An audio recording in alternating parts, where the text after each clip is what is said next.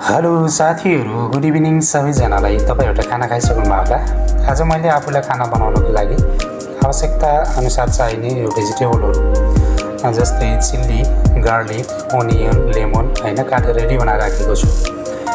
र त्यस पछाडि यो चाहिने मात्रामा मैले टमाटरको ग्रेभी पनि बनाएर अनि राखेको छु। यसलाई पोलेर आवश्यकता मात्रामा यो ग्रेभी बनाएर अनि राखेको छु हैन। अनि त्यस पछाडि मैले यो थालमा रहेको यो ग्रिन भेजिटेबल पनि तयार गरेर राखेको छु बनाउनको लागि। साथसाथै साइडमा चाहिँ मैले यो कोरिएन्डर पनि छ हैन। यो कोरिएन्डरलाई पनि काटेर अनि त्यसलाई चपिङ गरेर राखेको छु।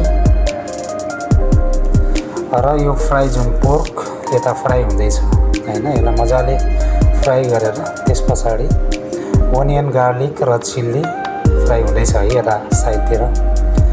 यसलाई मजाले फ्राई गरिरहेको छु।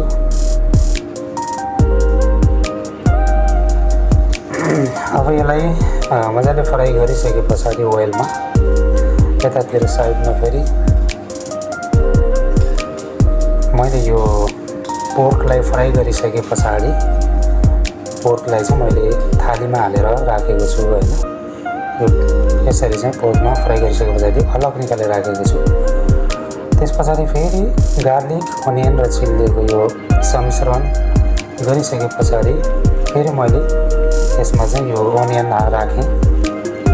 ओनियन राखेर यसलाई मजाले फ्राई गर्नुपर्छ अब हैन। ओनियन हाल्दैछु मैले है। अब यो ओनियन फ्राई गरिसके पछाडि यसमा सम्मिश्रण भयो हैन। यसलाई मजाले फ्राई गर्छु मैले। फ्राई गरिसके पछाडि अब आवश्यकता अनुसार चाहिँ मैले चलाउँछु बिस्तारै।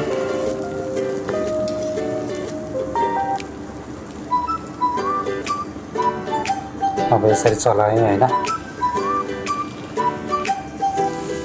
यसलाई चाहिँ बिस्तारै म पकाउँदैछु।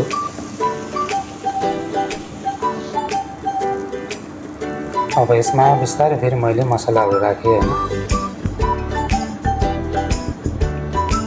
अब मसला राखी पछाडि यता मिक्स ग्रेभी बन्दैछ अब है। यसलाई बिस्तारै चलाउँछु मैले।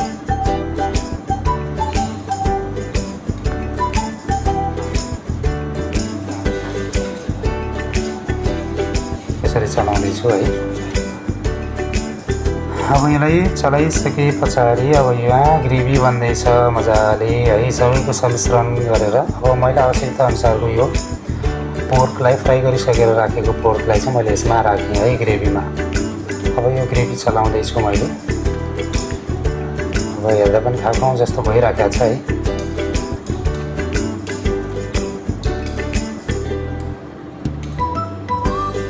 यसरी चाहिँ यसलाई मैले चाहिँ चलाउँदैछु अहिले।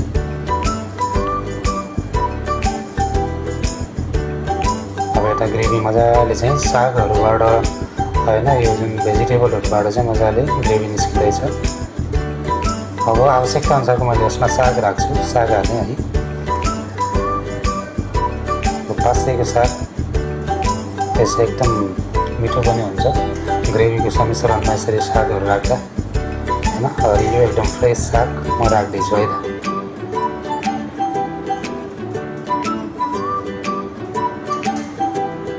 ल मैले साग राखेँ। अब यसलाई बिस्तारै चलाउँछु म।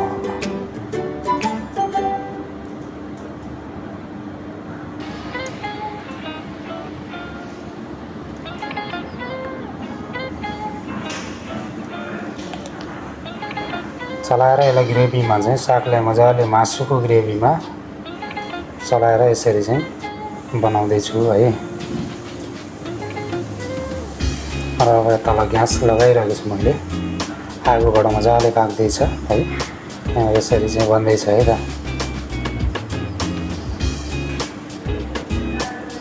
अब यसलाई मजाले पकाइसके पछाडि यसलाई मैले चाहिँ मजाले निकालेर अब थालमा राखिसकेको छु है। र यो एकदम स्वादिष्ट मासु बनेको छ। धेरै धन्यवाद जतिले पनि